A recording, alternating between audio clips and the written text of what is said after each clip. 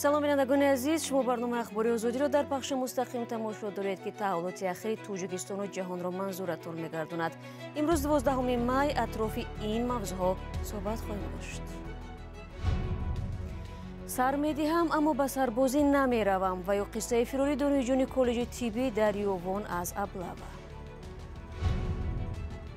чаро сокини мактабхони ноҳияи Фархор нисбат ба интернат зиндагӣ дар камазро бартарӣ медиҳад? Тахта чикидagi bir taxtara kaldam, furdodam, balmaqidam, shifr zadim, mahkam qildim. ва дар як соли ахир дар шаҳри Хуҷанд бори сеюм аст ки арзиши роҳгиро боло меравад. масъулон тасмими худро дуруст мешуморанд, мусофирон норозигӣ мекунанд. оилаи ҳамо истод аст, диге ҳама чизо чизма шудааст. қабл аз муаррифии гузоришҳо бояд бигӯям ки ним соат пеш заминларзаи сахте Тоҷикистонро такон додааст. мақомот то кунун нагуфтанд ки он чанд дараҷа буд ва оё хисороте дошт ё не. сокинон мегӯянд заминларзаро дар шаҳри Душанбе, вилоятҳои Суғду Хатлон ҳис карданд ва он сахту тӯлонӣ буд. ва акнун рӯ меорем ба мавзӯъҳои барнома. дирӯз донишҷӯёни коллеҷи тиббӣ дар Ёвон шоҳиди талоши сарбозшикори хатмкунандагони ин муассисаи таълимӣ шуданд. донишҷӯ духтарони коллеҷ монеъ ба комиссарияти ҳарбӣ бурдани ҷавонписарон гардиданд. кӯшиши борои зур ба хидмат бурдани хатмкунандагон дар ҳолест ки то анҷоми мавсими баҳории даъват рӯзҳои ба шумор мондааст. каюмарси атто дар ҳамин бора нақл мекунад.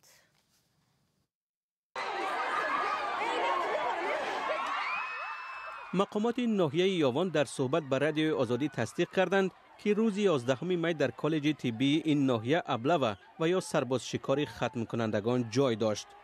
донишомӯзон мегӯянд онҳоро барои супурдани имтиҳони хатм ба коллеҷ даъват карданд ва аз он ҷо мехостанд ба воситаи автобус рост ба комиссарияти ҳарбӣ баранд. дар наворҳое ки корбарон ба радиои Озодӣ фиристоданд, дида мешавад ки донишҷӯён дар синфхонаҳо маҳкам карда шуданд ва чанд нафари онҳо худро аз тиреза ба поин андохта фирор намуданд. ҳамчунин мушоҳида мешавад ки чӣ тавр даҳҳо донишҷӯ духтар дар саҳни коллеҷ монеъи ҳаракати автобусе мегарданд ки барои бурдани ҷавонписарон ба комиссарияти ҳарбӣ омада буд. мақомот ин ҳодисаро як нофаҳмӣ номида, ҳамзамон афзуданд ки ягон кори ғайриқонунӣ накарданд. то ин дам донишҷӯёни чанд донишгоҳи дигар низ гуфтанд, мақомот зери фишор аз онҳо аризаву имзо мегиранд ки имтиҳонҳои хатмро пеш аз муҳлат супурда ба артиш раванд.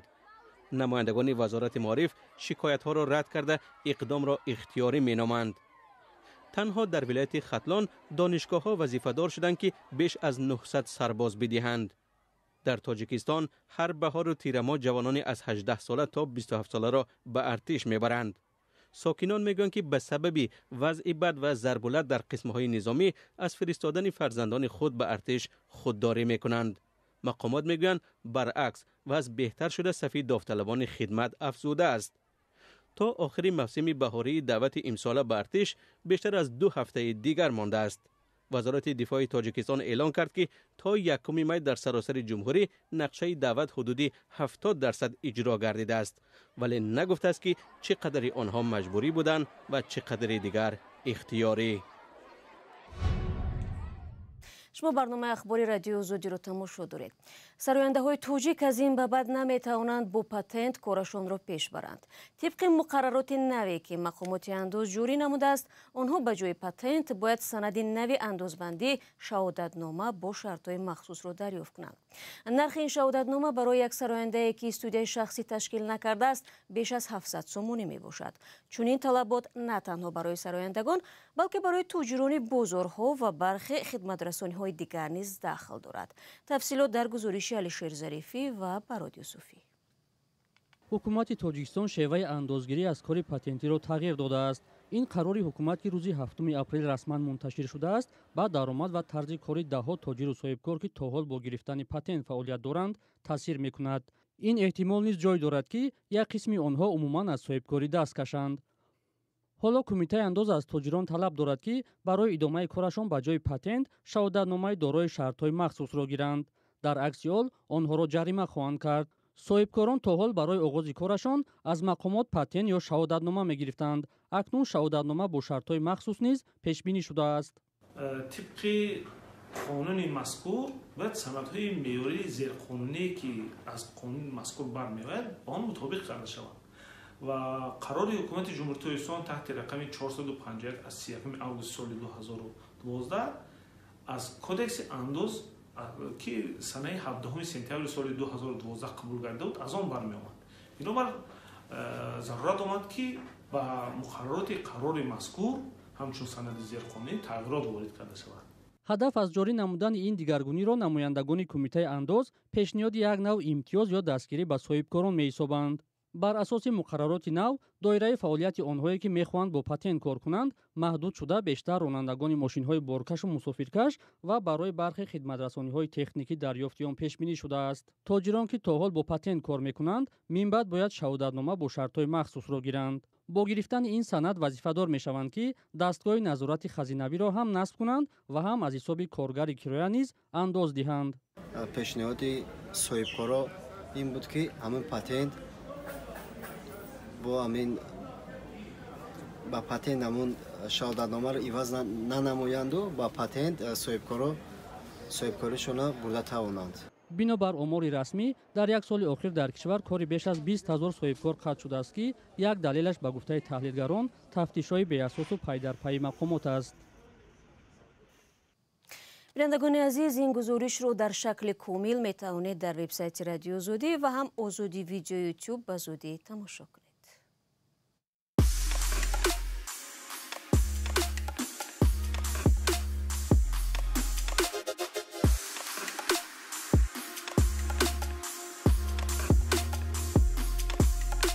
همه چیزی که میخواهند و میخواهید در اینجا هست.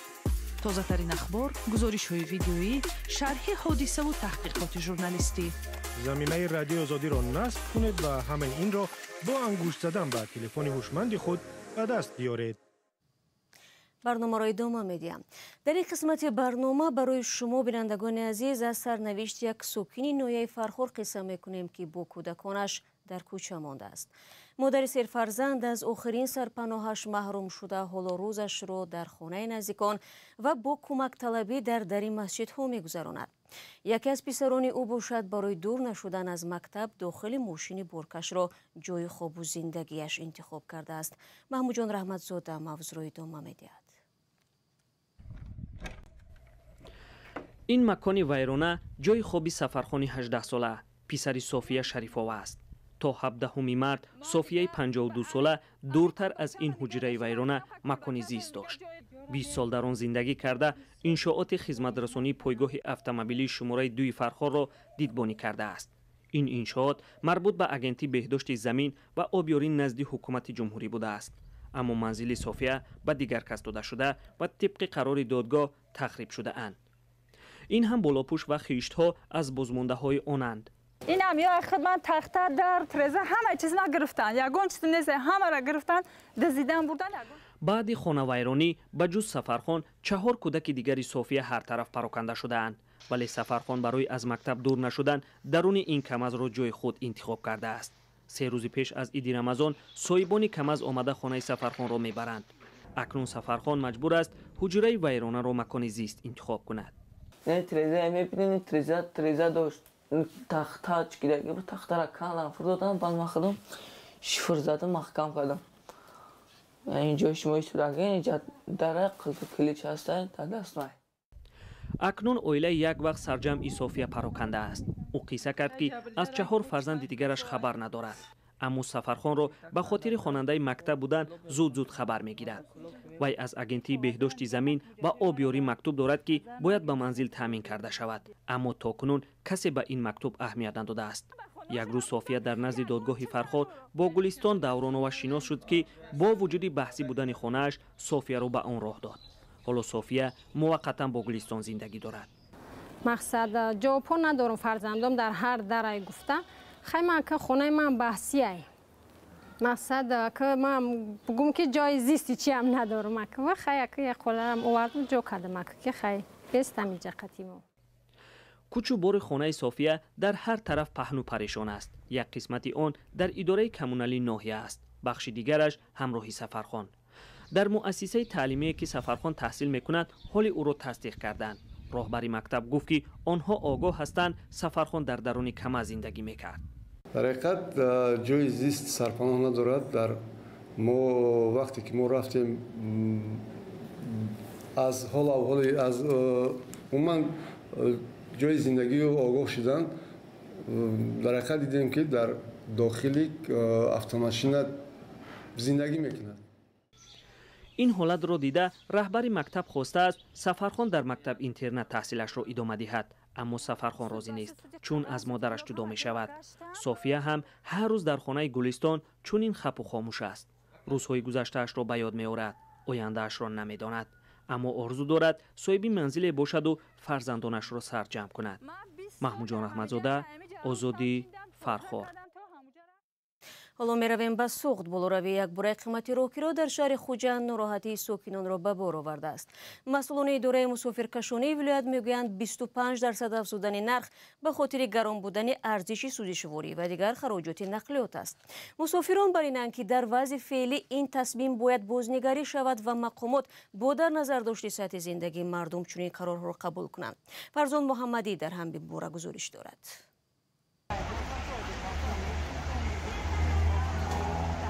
сар аз 10 май мусофиркашонҳои маркази вилояти суғд барои ҳар як мусофир 2 сомонию 50 дирам роҳгиро таъин карданд.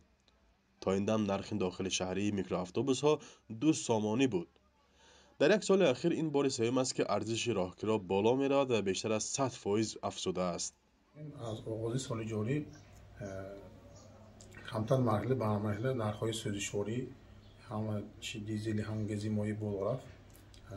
дар ин ҷода мана боз дар нуқтаҳои таъмини қисмҳои эҳтиётӣ хусусан мана чархҳои резини нохелхутиҳо, равғанҳои молиданӣ ва дигар қисмҳои эҳтиётӣ ки вобаста ба ин таъмини воситаи нақлиёт мебошад, нархҳои онҳо ҳам тораф боло рафт. дар ин унвони риёсии маъсиси мо аз ҷониби ҳам ронандаҳо, ҳам интиқолдиҳандагон, ҳам ба тариқи шифоӣ, ҳам хаттӣ муроҷиат кардам. ба гуфтаи масъулони идораи нақлиёти суғд, афзоиши роҳгиро танҳо дар хуҷанд таъин шуда ва қарор аст дар дигар шаҳру навоҳӣ бозбинӣ гардад. масъулияти мусофиркашониро асосан ширкатҳои хусусӣ ба иҷро мерасонанд. ба иттилои идораи нақлиёт ҳоло дар 60 хатсайри мусофиркашонии хуҷанд ва ноҳияҳои атроф ҳудуди 900 адад микроавтобусҳо фаъолият мебаранд ки онҳо асосан тавассути сӯзишвории дизелӣ ҳаракат мекунанд. ойлик ҳамо истодааст. دیگه همه چیزا قیمت شده است. دلار قیمت شده 200 ین آخر دلار با فرامد در همون نه چیزی قیمت دیفتمون گذا قیمت دیفتمون میگوید بچه برای همه از جا قیمت منیم مبه شو کنم اکن بچه جان همینه حرکت کرده ارزانی بروردن دکر بچه جانی چیلی نه ارزان سبت نقد بود آخی همه سلشوره ها قیمت چا کدشون دکر شافیرهای اولا بخی چاک نه.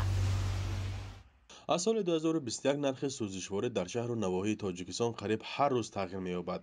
соли гузашта нархи гази моеъ дар тоҷикистон ба таври бесобиқа боло рафта, як муддат аз 8 сомонӣ ҳам зиёд шуда буд. ҳоло тибқи нархномаҳои нав ки нуқтаҳои фурӯши сӯзишворӣ дар хуҷанд ва дигар навоҳии суғд нашр намуданд, нархи бензин аз 11 то наздики 12 сомонӣ, сӯзишвории дизелӣ 11 сомонию 80 дирам ва гази моеъ бештар аз 6 сомонӣ шудааст.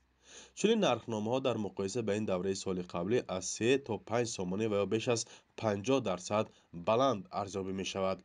тоҷикистон маводи сӯхтро аз хориҷа асосан аз русия ва қазоқистон ворид мекунад.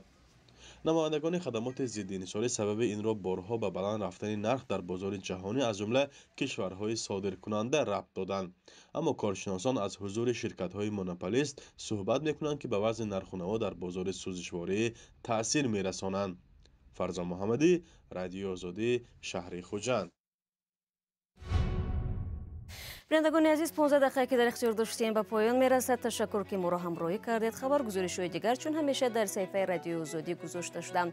мо шуморо фардо дар барномаҳо мунтазир хоҳем буд. худро эҳтиёт кунед ва худо нигаҳдоратон.